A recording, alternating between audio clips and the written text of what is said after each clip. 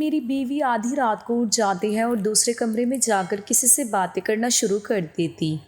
پہلی پہل مجھے یہ لگا کہ وہ موبائل پر بات کرتی ہے۔ میں نے اس کا موبائل توڑ دیا، لیکن اس کی گفتگو ختم نہیں ہوئی۔ مجھے لگا یہ کوئی پاگل ہے اور میں نے گھر میں CCTV کیمرہ لگا دیا تاکہ اس کی بیماری کے ثبوت کے ساتھ اسے واپس اس کے گھر چھوڑ کر آؤں۔ لیکن جب فوٹیج دیکھی تو میری جان نکل گئی اور آنکھوں میں آنسو آ گئے، کیونکہ جس سے وہ بات کر رہی تھی وہ تو میری۔ مجھے لگتا تھا کہ میں اپنی زندگی کی ایک مصیبت سے نکل کر دوسری مصیبت میں پھنس گیا ہوں، کیونکہ کچھ عرصہ پہلے تک میری زندگی کے حالات ایسے تھے کہ میں نے سوچا تھا کہ اب شاید سکون مل جائے گا، لیکن شادی کے بعد بھی میرے دل میں ایک عجیب سی بے چینی رہنے لگی تھی۔ رات کا وقت تھا اور میری آنکھ اچانک کھل گئی۔ میں نے دیکھا تو میری بیوی بستر پر موجود نہیں تھی۔ پہلے بھی ایک دو دفعہ ایسا ہو چکا تھا، لیکن تب میں نے زیادہ غور نہیں کیا تھا۔ مجھے لگا تھا کہ شاید وہ باتھ روم میں گئی ہوگی یا پانی پینے اٹھی ہوگی، اور وہ واقعی کچھ دیر بعد وہ واپس آ گئی تھی۔ لیکن آج کی بات مختلف تھی۔ کافی وقت گزر گیا لیکن وہ واپس نہیں آئی۔ میں نے اٹھ کر دیکھا تو بستر خالی تھا، کمرے میں ہلکی سی روشنی تھی اور خاموشی چھائی ہوئی تھی۔ میں نے آواز بھی دی لیکن کوئی جواب نہیں آیا۔ ہم جس کالونی میں رہتے تھے وہاں سیکیورٹی کا کوئی خاص انتظام نہیں تھا، اس لیے ہم ہمیشہ رات کو گھر کا دروازہ اندر سے تالا لگا کر سوتے تھے تاکہ کوئی باہر سے اندر نہ آ سکے۔ گھر کی چابی میرے تکیے کے نیچے ہوتی تھی، کیونکہ گھر کا مرد ہونے کی وجہ سے یہی ذمہ داری میری تھی کہ دروازہ محفوظ رہے۔ میرا نام ارسلان ہے اور میں نے کبھی نہیں سوچا تھا کہ میری اپنی زندگی میں بھی ایسے سوال آئیں گے جن کے جواب تلاش کرنا میرے لیے مشکل ہو جائے گا۔ میں نے پہلے کمرے میں دیکھا، پھر باتھ روم میں چیک کیا، لیکن وہاں بھی وہ نہیں تھی۔ کچن میں گیا تو وہاں بھی خاموشی تھی۔ دوسرے کمرے میں دیکھا لیکن وہ جگہ بھی خالی تھی۔ میرے دل میں تھوڑی سی پریشانی پیدا ہونے لگی۔ میں نے چھت کی طرف جانے والے دروازے کو دیکھا تو وہ بھی اندر کی طرف سے بند تھا۔ اوپر جانے والی کنڈی لگی ہوئی تھی، اس کا مطلب تھا کہ وہ وہاں بھی نہیں گئی تھی۔ میں حیران تھا کہ آخر وہ گئی کہاں ہے۔ ہمارے گھر میں ایک پرانا سا کمرہ تھا جسے ہم اسٹور روم کے طور پر استعمال کرتے تھے۔ ویسے وہ گھر کا تیسرا کمرہ تھا، لیکن اتنا چھوٹا تھا کہ نہ اس میں بیڈ آ سکتا تھا نہ صوفہ رکھا جا سکتا تھا، اس لیے ہم نے اسے اسٹور روم بنا دیا تھا۔ یہ وہی گھر تھا جہاں میں پیدا ہوا تھا اور جہاں میرا بچپن گزرا تھا۔ گھر کی ہر چیز سے میری یادیں جڑی ہوئی تھیں۔ اس اسٹور کا رخ پچھلی گلی کی طرف بھی کھلتا تھا اور کبھی کبھی میں وہاں کھڑا ہو کر باہر کی آوازیں بھی سنا کرتا تھا۔ میں آہستہ آہستہ اس کمرے کی طرف گیا، دروازہ کھولا تو اندر ہلکی سی آواز آ رہی تھی۔ میری بیوی اندر بیٹھی ہوئی تھی اور ایسا لگ رہا تھا جیسے وہ کسی سے بات کر رہی ہو۔ میں چند لمحے کے لیے وہیں رک گیا۔ رات کے اس وقت وہ اس اسٹور روم میں بیٹھی کس سے بات کر رہی تھی؟ یہ بات میری سمجھ سے باہر تھی۔ میں جیسے ہی اندر گیا تو وہ اچانک خاموش ہو گئی۔ مجھے دیکھتے ہی اس نے کہا، کچھ نہیں، میں تو ایسے ہی بیٹھی تھی۔ میں نے حیرت سے پوچھا کہ ایسے ہی بیٹھی تھی تو یہاں کیوں بیٹھی تھی؟ وہ بولی کہ بس میرا دل تنگ ہو رہا تھا، گھٹن ہو رہی تھی، اس لیے یہاں آ کر بیٹھ گئی۔ میں نے کہا کہ اگر گھٹن ہو رہی تھی تو مجھے بتاتی، ہم اوپر چھت پر چلے جاتے، گرمیوں کے دن ہے، بستر ڈال لیتے، وہاں آرام سے سو جاتے، لیکن تم اس چھوٹے سے بند کمرے میں آ کر بیٹھ گئی جہاں نہ ہوا ہے نہ روشنی۔ میں نے غور سے اس کی طرف دیکھا تو اس کی آنکھیں سوجی ہوئی تھیں، ایسا لگ رہا تھا جیسے وہ کافی دیر سے رو رہی ہو۔ میں نے اس وقت زیادہ سوال نہیں کیے کیونکہ مجھے لگا شاید وہ کسی بات سے پریشان ہے۔ میں اسے واپس کمرے میں لے آیا اور وہ خاموشی سے بستر پر لیٹ گئی۔ کچھ دیر بعد وہ سو گئی، لیکن میری آنکھوں سے نیند غائب ہو چکی تھی۔ میں سوچتا رہا کہ آخر ایسا کیا ہے جو اسے بار بار رات کے وقت اٹھا دیتا ہے۔ یہ پہلی دفعہ نہیں تھا، 2-3 مرتبہ پہلے بھی ایسا ہو چکا تھا۔ ہر دفعہ وہ یہی کہتی تھی کہ بس ایسے ہی آنکھ کھل گئی تھی اور میں اٹھ کر بیٹھ گئی تھی، لیکن میرے ذہن میں سوال آتا تھا کہ آخر ایک انسان جب گہری نیند سو جائے تو آدھی رات کو کیوں اٹھے گا؟ ضرور کوئی وجہ ہوتی ہے، ضرور دل میں کوئی پریشانی ہوتی ہے یا کوئی ایسی بات ہوتی ہے جو انسان کو سکون سے سونے نہیں دیتی۔ میری بیوی کو کوئی بیماری بھی نہیں تھی، ابھی تو ہماری شادی کو زیادہ وقت نہیں ہوا تھا۔ وہ جوان تھی، صحت مند تھی اور بظاہر سب کچھ ٹھیک لگتا تھا، لیکن نہ جانے کیوں مجھے محسوس ہونے لگا تھا کہ اس کے دل میں کوئی ایسی بات ہے جو وہ مجھ سے چھپا رہی ہے۔ میں اس کا شوہر تھا اور مجھے اس بات کی فکر تھی کہ آخر وہ کس تکلیف سے گزر رہی ہے جس کا مجھے علم نہیں تھا۔ میں بڑا سکون پسند قسم کا انسان تھا مجھے ہمیشہ سے اکیلے رہنا اچھا لگتا تھا اور میں نے اپنی زندگی بھی اسی حساب سے بنائی تھی۔ مجھے زیادہ لوگوں کے درمیان رہنا پسند نہیں تھا، نہ مجھے ہر وقت کی آوازیں پسند تھی، نہ بے وجہ کی مداخلت۔ مجھے اپنا چھوٹا سا گھر، اپنا سکون اور اپنی مرضی کی زندگی بہت عزیز تھی۔ شادی کے بعد بھی میری یہی خواہش تھی کہ ابھی کچھ وقت صرف میں اور میری بیوی ایک دوسرے کو سمجھیں۔ مجھے ابھی بچے بھی نہیں چاہیے تھے، کیونکہ مجھے لگتا تھا کہ بچے کی ذمہ داری کے بعد زندگی کا انداز مکمل بدل جاتا ہے۔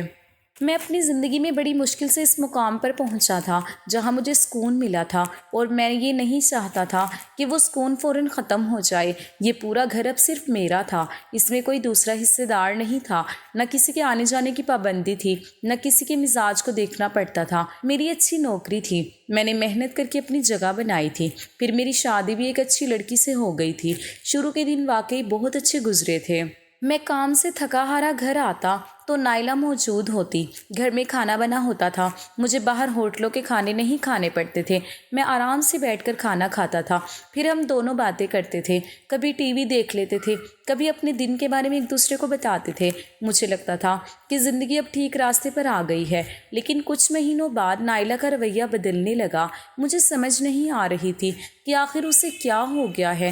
جب وہ شادی کر کے آئی تھی تو بالکل ٹھیک تھی، خوش رہتی تھی، باتیں کرتی تھی، ہر چیز میں دلچسپی لیتی تھی، لیکن اب نہ جانے کیوں وہ عجیب سی رہنے لگی تھی۔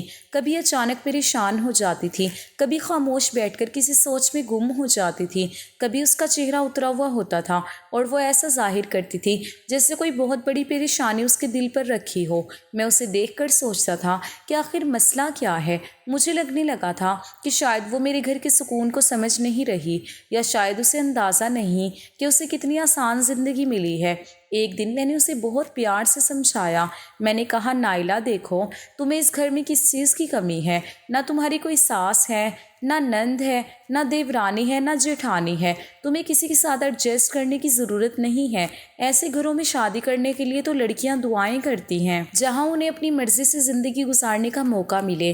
میں نے کہا، تم خود بھی تو جوائنٹ فیملی سے آئی ہو، تمہیں تو سب سے زیادہ سکون کی قدر ہونی چاہیے، کیونکہ جو لوگ بڑے خاندانوں میں رہتے ہیں انہیں پتہ ہوتا ہے کہ اپنی مرضی کی زندگی کتنی بڑی نعمت ہوتی ہے۔ نائلہ نے میری طرف دیکھا اور کہا کہ آپ ٹھیک کہہ رہے ہیں۔ میں نے کہا، پھر مسئلہ کیا ہے؟ اگر سب کچھ ٹھیک ہے تو تم ہر وقت پریشان کیوں رہتی ہو؟ وہ خاموش ہو گئی۔ میں نے کہا، دیکھو، عورتوں کا بھی ایک مسئلہ ہوتا ہے، وہ 2-4 دن چہرہ بنا کر رکھتی ہیں، پھر 5ویں دن جا کر بتاتی ہیں کہ اصل بات کیا تھی، تاکہ بات کی گہرائی زیادہ بن جائے، لیکن میں اس طرح کا انسان نہیں ہوں۔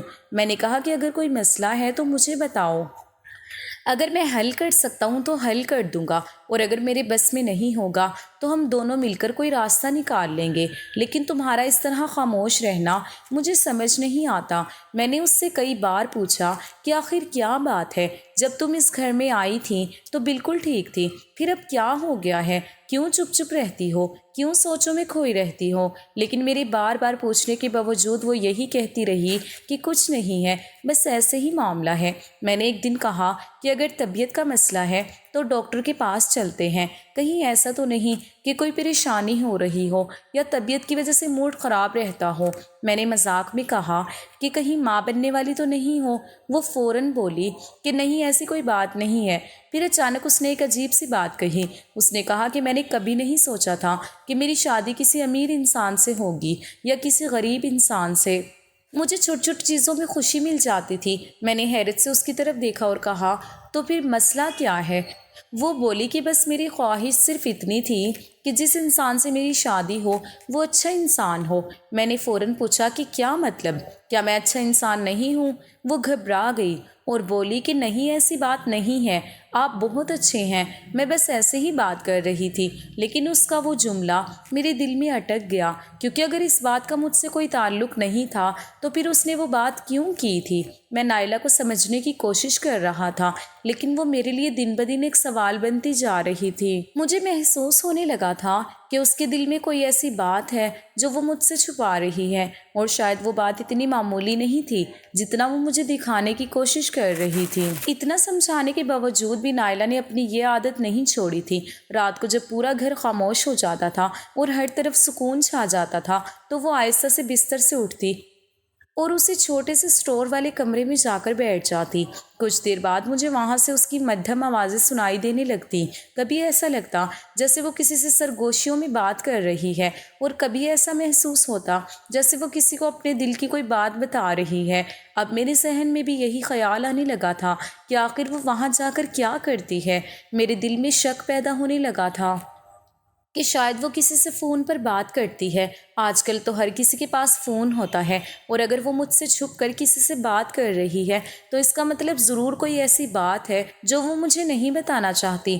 میں سوچنے لگا تھا کہ اگر واقعی ایسا ہے تو پھر وجہ کیا ہو سکتی ہے؟ کیا اس کی زندگی میں پہلے سے کوئی تھا جس کے بارے میں مجھے معلوم نہیں، یا پھر شادی کے بعد اس کی زندگی میں کوئی اور شخص آ گیا ہے؟ ویسے بھی میں نے اپنے ارد گرد بہت سے ایسے معاملات دیکھے تھے جن کی وجہ سے انسان کبھی کبھی سوچنے پر مجبور ہو جاتا ہے۔ ابھی کچھ عرصہ پہلے ہماری گلی میں ہی ایک واقعہ ہوا تھا جس نے پورے علاقے کو حیران کر دیا تھا۔ عاشی نام کی ایک عورت تھی جس کے بارے میں بعد میں بہت سی باتیں سامنے آئیں۔ اس نے ایک شادی شدہ مرد کو اپنے پیسوں کے ذریعے اپنی طرف مائل کر لیا تھا۔ وہ آدمی غریب تھا، اور شاید پیسوں کی چمک نے اسے غلط راستے پر ڈال دیا تھا۔ غلطی اس مرد کی بھی تھی، لیکن حیرت کی بات یہ تھی کہ وہ عورت اس سے 20-22 سال بڑی تھی، پھر بھی اس نے ایک گھر برباد کر دیا۔ جب ان دونوں کی حقیقت سامنے آئی تو پورے محلے میں شور مچ گیا۔ لوگ طرح طرح کی باتیں کرنے لگے، اور کچھ عرصے بعد وہ عورت یہ محلہ چھوڑ کر چلی گئی۔ یہ سب دیکھنے کے بعد میرے دل میں بھی ایک خوف بیٹھ گیا تھا کہ آج کل کچھ بھی ہو سکتا ہے۔ انسان جس پر سب سے زیادہ بھروسہ کرتا ہے، کبھی کبھی وہی سب سے بڑا دھچکا دے دیتا ہے۔ ایک رات میں نے فیصلہ کیا کہ اب میں سامنے جا کر سوال نہیں کروں گا، بلکہ خاموشی سے اس کی بات سننے کی کوشش کروں گا تاکہ حقیقت کا پتہ چل سکے۔ نائلہ حسب معمول کچھ دیر بعد اٹھی اور اسٹور کی طرف چلی گئی۔ میں بھی تھوڑی دیر بعد خاموشی سے اس کے پیچھے گیا تاکہ اسے معلوم نہ ہو کہ میں سننے آ رہا ہوں۔ میں دروازے کے قریب کھڑا ہو گیا، لیکن حیرت کی بات یہ تھی کہ وہ اتنی آہستہ آواز میں بول رہی تھی کہ کچھ سمجھ ہی نہیں آ رہا تھا۔ وہ کھڑکی کی طرف منہ کر کے بیٹھی ہوئی تھی، اور اس کا انداز ایسا تھا جیسے وہ کسی کے سامنے اپنا دل کھول رہی ہو۔ مجھے صرف اتنا اندازہ ہو رہا تھا کہ وہ کوئی خوشی کی بات نہیں کر رہی تھی۔ اس کی آواز میں خوشی نہیں تھی، وہ ہنس نہیں رہی تھی۔ اس کے لہجے میں ایک عجیب سی اداسی تھی، جیسے وہ کسی دکھ کو بیان کر رہی ہو۔ میں کچھ دیر وہاں کھڑا رہا، لیکن جب کوئی بات سمجھ نہ آئی تو واپس کمرے میں آ گیا۔ اس رات میری الجھن اور بڑھ گئی۔ اگر وہ کسی سے بات کر رہی تھی تو اتنی اداس کیوں تھی، اور اگر کوئی پریشانی تھی تو مجھے کیوں نہیں بتاتی تھی؟ میں نے سوچ لیا کہ اب اگر وہ دوبارہ اسی طرح اٹھی تو میں اسے جا کر پکڑ لوں گا۔ میں خود دیکھوں گا کہ آخر وہ کس سے بات کرتی ہے۔ میں اس کے ہاتھ سے فون لے کر چیک کر لوں گا تاکہ یہ شک ہمیشہ کے لیے ختم ہو جائے۔ 2 دن بعد پھر وہی ہوا۔ رات کے وقت نائلہ دوبارہ اٹھی اور اسٹور روم میں چلی گئی۔ میں بھی آہستہ سے اس کے پیچھے گیا۔ اس بار میں نے فیصلہ کر لیا تھا کہ حقیقت سامنے لے کر ہی رہوں گا۔ میں نے قریب جا کر اس کے ہاتھ کی طرف دیکھا، اور جیسے ہی کوشش کی فون پکڑ لوں تو میرے قدم رک گئے۔ اس کے ہاتھ میں کوئی فون تھا ہی نہیں۔ میں حیران رہ گیا۔ میں نے غور سے دیکھا، وہ خالی ہاتھ بیٹھی تھی۔ اس کے سامنے کوئی موبائل نہیں تھا، وہ بس اسی طرح بیٹھی ہوئی تھی جیسے کسی سے بات کر رہی ہو۔ میں خاموشی سے واپس کمرے میں آ گیا۔ جب میں نے سائڈ ٹیبل کی طرف دیکھا تو اس کا فون وہیں رکھا ہوا تھا۔ فون بالکل اپنی جگہ پر موجود تھا۔ میرے ذہن میں جیسے سوالوں کا طوفان آ گیا تھا۔ اگر فون اس کے پاس نہیں تھا تو وہ کس سے بات کر رہی تھی؟ میں نے کئی بار خود کو سمجھانے کی کوشش کی کہ شاید مجھے غلط فہمی ہو رہی ہے، لیکن جو میں نے دیکھا تھا اسے نظر انداز کرنا بھی آسان نہیں تھا۔ آخر کار میں نے اپنے ایک قریبی دوست کو ساری بات بتا دی۔ وہ کافی دیر خاموش رہا، پھر کہنے لگا کہ ارسلان، مجھے لگتا ہے یہ کوئی عام بات نہیں ہے۔ ہو سکتا ہے کوئی نفسیاتی مسئلہ ہو۔ آج کل ذہنی پریشانیاں بھی بہت بڑھ گئی ہیں۔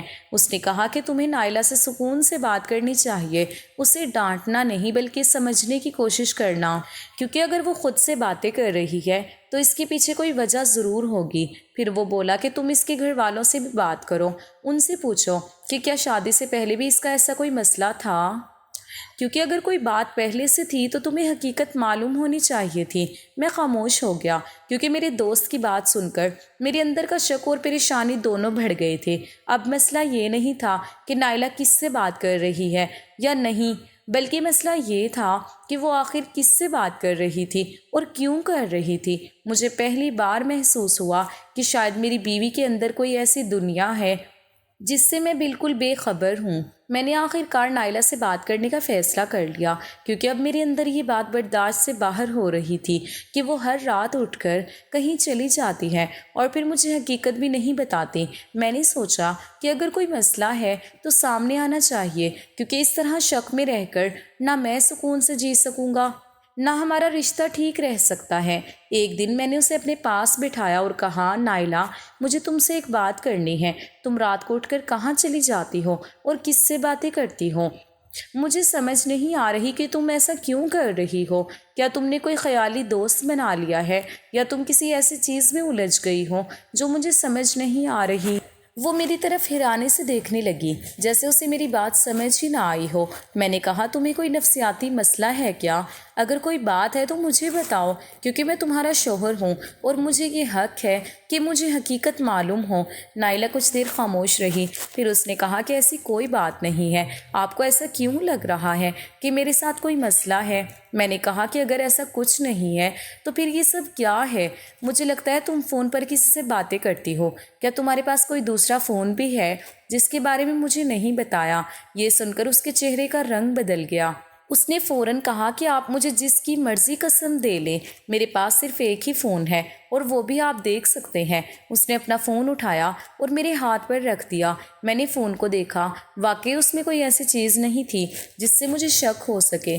نہ کوئی چھپا ہوا نمبر تھا، نہ کوئی ایسی بات جس سے لگتا کہ وہ کسی سے رابطے میں ہے۔ ایک لمحے کے لیے مجھے لگا کہ شاید نائلہ سچ بول رہی ہے اور شاید میں ہی غلط سوچ رہا ہوں، لیکن پھر میرے ذہن میں وہ راتیں آ گئیں جب میں نے اسے اسٹور میں بیٹھ کر باتیں کرتے دیکھا تھا۔ وہ آوازیں جو میں نے خود سنی تھیں، وہ کیسے بھول سکتا تھا؟ اگر فون نہیں تھا تو پھر وہ کس سے بات کر رہی تھی؟ یہ سوال میرے ذہن میں پہلے سے زیادہ بڑا بن گیا تھا۔ میں نے اس دن زیادہ بحث نہیں کی، لیکن میرے اندر بے چینی بڑھتی جا رہی تھی۔ میرا دماغ ہر وقت اسی سوچ میں رہتا تھا۔ کام پر جاتا تو دھیان نہیں لگتا تھا، گھر آتا تو نائلہ کے چہرے کو دیکھ کر اندازے لگانے لگتا تھا کہ آخر وہ کیا چھپا رہی ہے۔ اس سب کا اثر ہماری شادی شدہ زندگی پر بھی پڑنے لگا تھا۔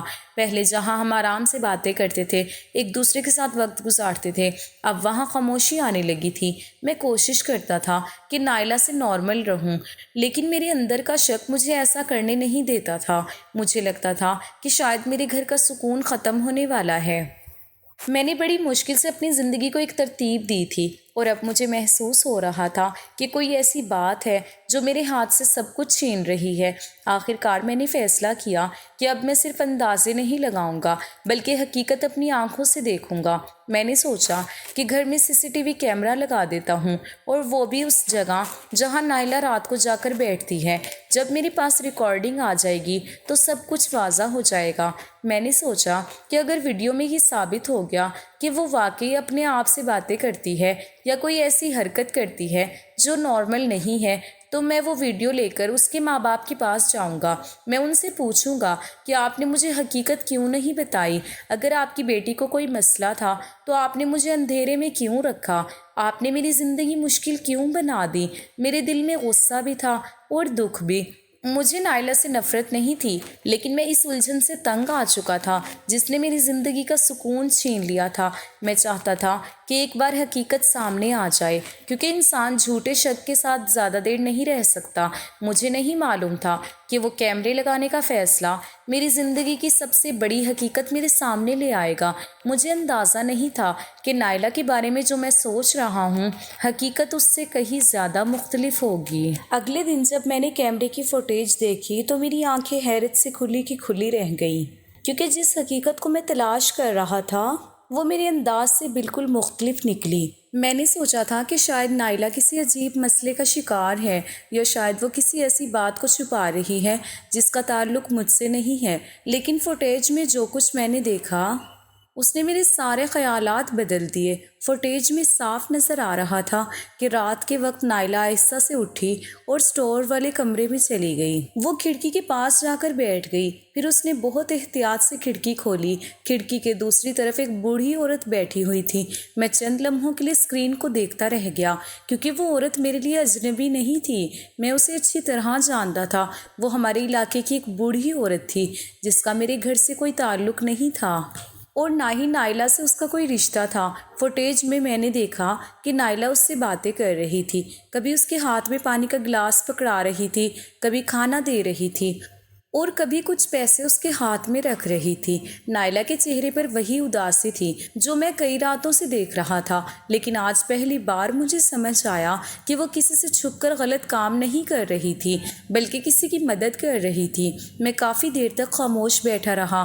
میرے ذہن میں وہ سارے خیالات آنے لگے جو میں نے نائلہ کے بارے میں بنائے تھے۔ میں نے اسے شک کی نظر سے دیکھا تھا، میں نے اس پر الزام لگائے تھے۔ میں نے سوچ لیا تھا کہ شاید وہ مجھے دھوکہ دے رہی ہے، لیکن حقیقت تو بالکل مختلف تھی۔ میں نے وہ فوٹیج اپنے پاس محفوظ کی اور سیدھا نائلہ کے پاس چلا گیا۔ وہ مجھے دیکھ کر حیران ہوئی کیونکہ میرے چہرے کے تاثرات بالکل بدل چکے تھے۔ میں نے اس کے سامنے فوٹیج چلائی اور کہا کہ میں نے سب کچھ دیکھ لیا ہے۔ نائلہ کا چہرہ ایک لمحے کے لیے پریشان ہو گیا، شاید اسے لگا کہ اب اس کا راز کھل گیا ہے۔ میں نے کہا کہ تم رات کو اس عورت سے ملتی تھی، تم نے مجھے کبھی نہیں بتایا کہ تم یہ سب کر رہی ہو، تم نے مجھ سے یہ بات کیوں چھپائی؟ وہ کچھ دیر خاموش رہی، پھر آہستہ سے بولی کہ ارسلان، یہ راز میرا نہیں ہے۔ میں نے حیرت سے اس کی طرف دیکھا۔ وہ بولی کہ یہ راز آپ کا ہے۔ میرا دل جیسے ایک لمحے کے لیے رک گیا۔ میں نے کہا کہ میرا راز؟ تم کیا کہہ رہی ہو؟ نائلہ نے میری طرف دیکھا اور کہا کہ اب وقت آ گیا ہے کہ آپ مجھے بتائیں کہ آپ نے یہ سب کچھ کیوں کیا تھا۔ میں خاموش ہو گیا، میرا سر خود بخود جھک گیا، کیونکہ اب حقیقت چھپانے کا کوئی فائدہ نہیں تھا۔ اب مجھے اپنا وہ راز بتانا تھا جسے میں نے اپنی بیوی سے بھی چھپا کر رکھا تھا، وہ راز جس کی وجہ سے شاید نائلہ میری زندگی میں آئی تھی اور جس کی حقیقت جان کر وہ بھی خاموش ہو گئی تھی۔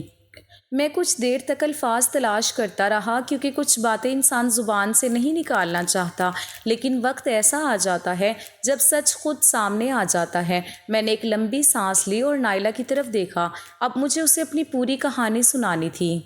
کہانی دراصل ایسی تھی جسے میں نے اپنی زندگی کے بہت سارے سالوں تک خود سے بھی چھپائے رکھا تھا۔ میں بہت چھوٹا تھا، تقریباً 9 مہینے کا، جب میرے سر سے ماں کا سایہ اٹھ گیا تھا۔ بچپن میں مجھے یہی بتایا گیا تھا کہ میری ماں مجھے چھوڑ کر اس دنیا سے چلی گئی تھی، اور یہی بات میرے دل میں بیٹھ گئی تھی۔ میرے بابا نے مجھے اکیلا دیکھ کر دوسری شادی کی تھی۔ ان کا مقصد صرف یہ تھا کہ گھر میں ایک ایسی عورت آ جائے جو مجھے سنبھال سکے، کیونکہ ان کا کام ایسا تھا کہ وہ زیادہ وقت گھر سے باہر رہتے تھے۔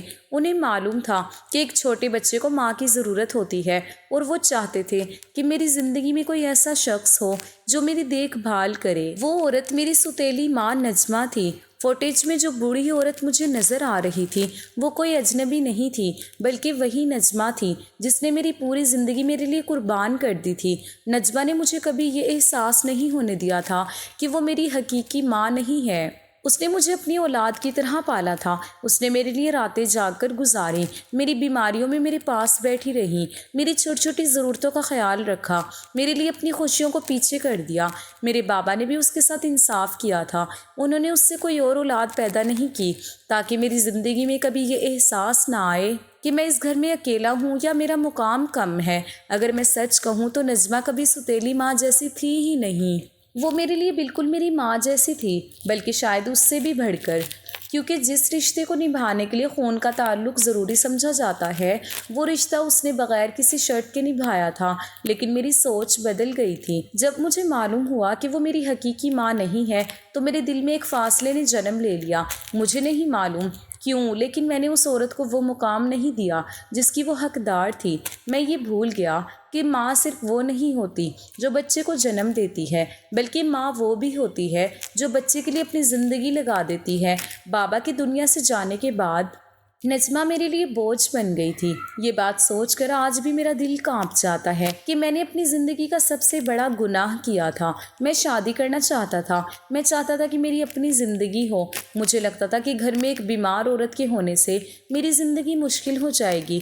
میں نے اپنے فائدے کے لیے یہ سوچ لیا کہ جب وہ میری سگی ماں نہیں ہے تو پھر میں اس کی ذمہ داری کیوں اٹھاؤں۔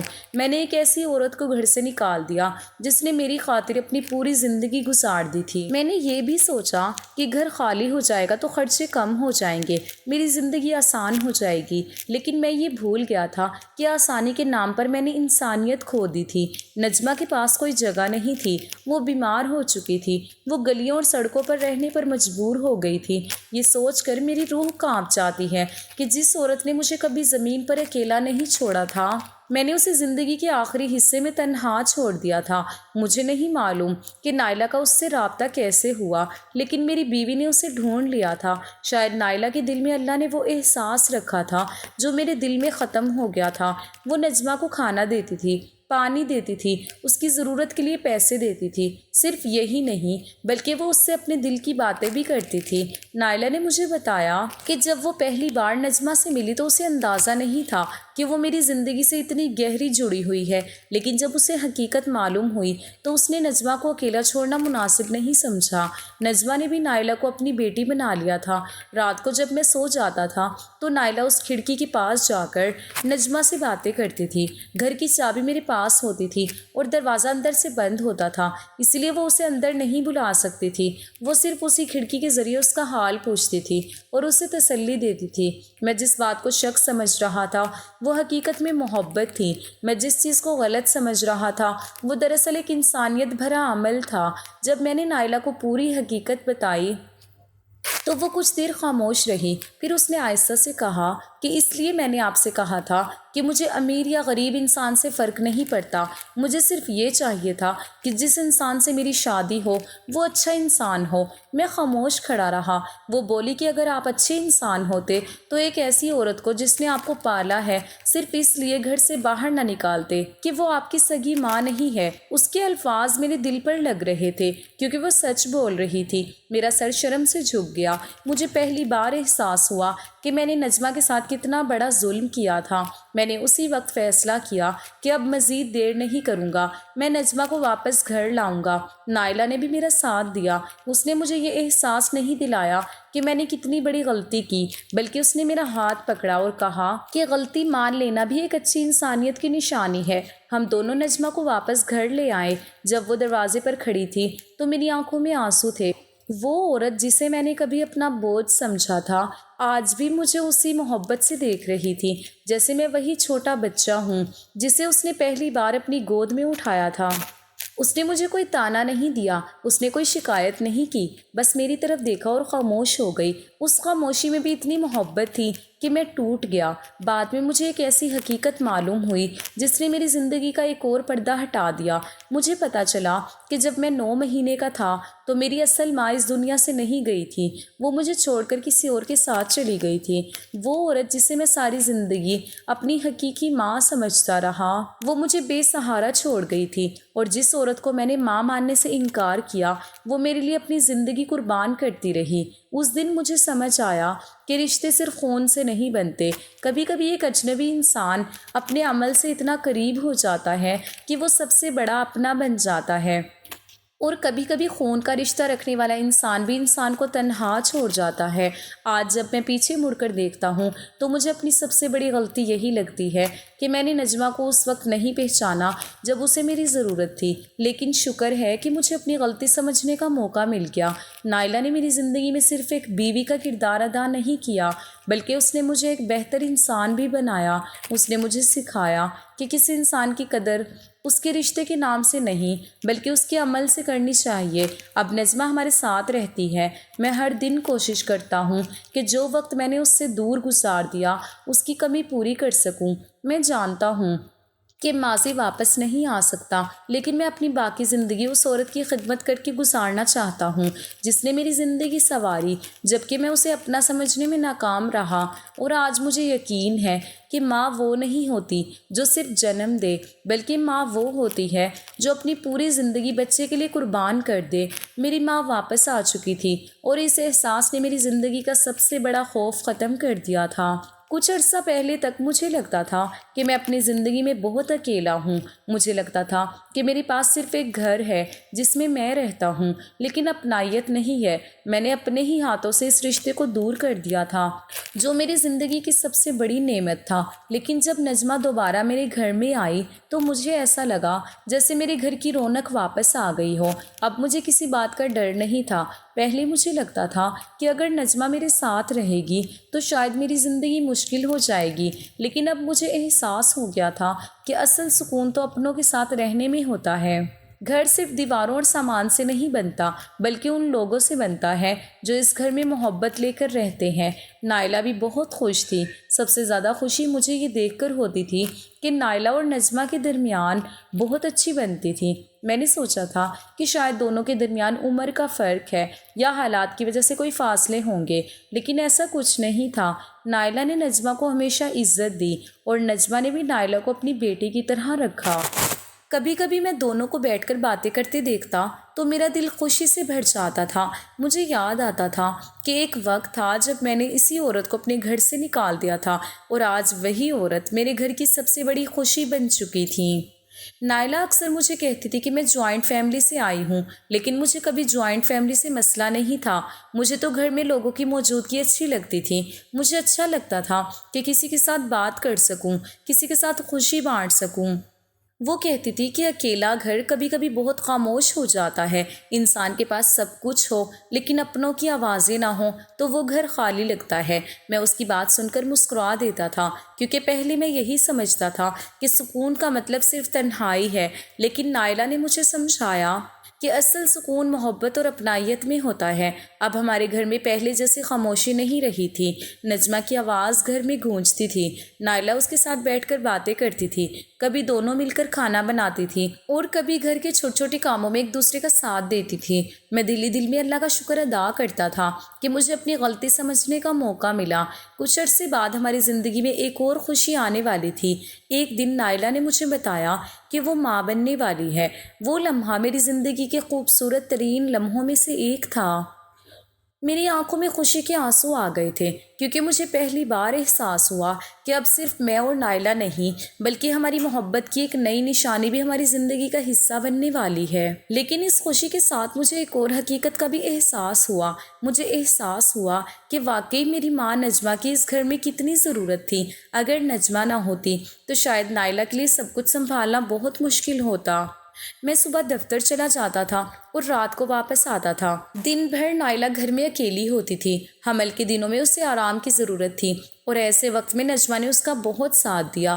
وہ نائلہ کا خیال رکھتی تھی، وقت پر کھانا دیتی تھی، اسے آرام کا کہتی تھی۔ اس کی طبیعت خراب ہوتی تو فوراً میری طرف توجہ دلاتی تھی۔ میں جب دفتر سے واپس آتا تو دیکھتا کہ نائلہ مطمئن ہے، کیونکہ گھر میں ایک ایسا شخص موجود ہے جو اس کا خیال رکھنے والا ہے۔ پھر جب ہمارا بچہ دنیا میں آیا تو نجمہ کی خوشی دیکھنے والی تھی۔ اس کی آنکھوں میں وہی محبت تھی جو کبھی میرے لیے ہوا کرتی تھی۔ وہ بچے کو اپنی گود میں لے کر ایسے خوش ہوتی جیسے اسے زندگی کی سب سے بڑی خوشی مل گئی ہو۔ میں اسے دیکھتا تو میرے دل میں عجیب سا احساس پیدا ہوتا تھا۔ میں سوچتا تھا کہ اگر میں نے اپنی ضد اور اپنی غلط سوچ کی وجہ سے اسے واپس نہ بلایا ہوتا تو نہ جانے میری زندگی کتنی ادھوری رہ جاتی۔ نجمہ نے صرف میری بیوی کا ساتھ نہیں دیا، بلکہ اس نے میرے پورے گھر کو سنبھالا۔ اس نے اس گھر کو واقعی گھر بنا دیا۔ مجھے اب سمجھ آ گیا تھا کہ میں جس چیز سے بھاگ رہا تھا وہی میری سب سے بڑی خوشی تھی۔ میں پہلے سوچتا تھا کہ ذمہ داریاں انسان کا سکون چھین لیتی ہیں، لیکن اب مجھے معلوم ہوا کہ کچھ ذمہ داریاں انسان کو مکمل بنا دیتی ہیں۔ آج جب میں اپنے گھر کو دیکھتا ہوں تو دل سے شکر ادا کرتا ہوں۔ میرے پاس ایک محبت کرنے والی بیوی ہے، میرے پاس میری ماں نجمہ ہے، میرے پاس میرا بچہ ہے اور میرے گھر میں وہ رونق ہے جس کا میں نے کبھی اندازہ بھی نہیں کیا تھا۔ میں اکثر نائلہ کا شکریہ ادا کرتا ہوں کہ اگر وہ میری زندگی میں نہ ہوتی تو شاید میں اپنی سب سے بڑی غلطی کبھی نہ سمجھ پاتا۔